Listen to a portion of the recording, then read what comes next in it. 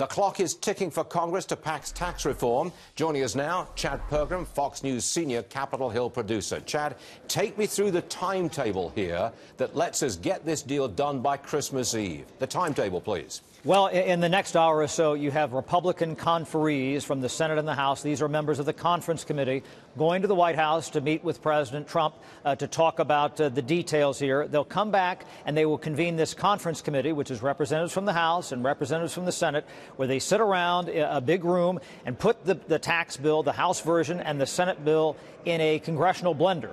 And what they try to do is come out with a forged, unified package.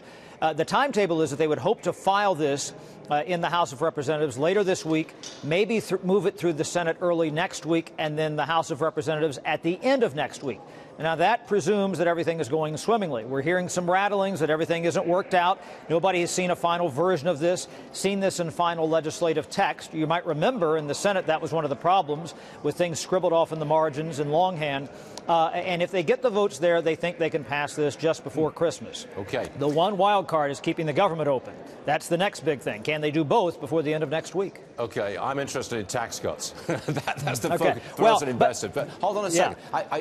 You're the guy we come to for the nuts and bolts of how legislation is made, how it moves through Congress. You're a nuts and bolts guy. But I'm going to ask you a different question. As you observe things right from the center of the action, do you think that we, America, we will ever get used to President Trump and his very abrupt and abrasive style?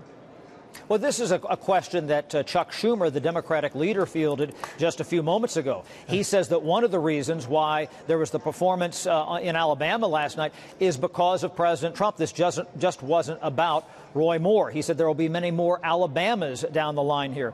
I talked to Senator Mike Rounds, who's a Republican senator from South Dakota, yesterday, and he was being asked about the tweet that the president sent out about Senator Gillibrand from New York. And he said, well, we should pay attention to his actions and not his tweets. Well, you might remember the White House spokesman at the time, back sometime earlier this year, Sean Spicer, indicated that we should perceive the president's tweets to be official statements, official policy.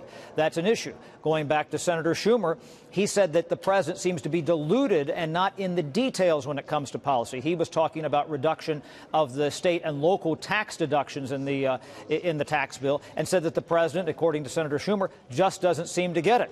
So there's two or three instances from both sides of the aisle where people are like, wait a minute, we're not sure we are still on board with all this. We're not sure that we do get it. Okay, Chad, I'm sorry I've got to rush because I've got something else on my plate going on here, but thanks for that information. Anytime. There.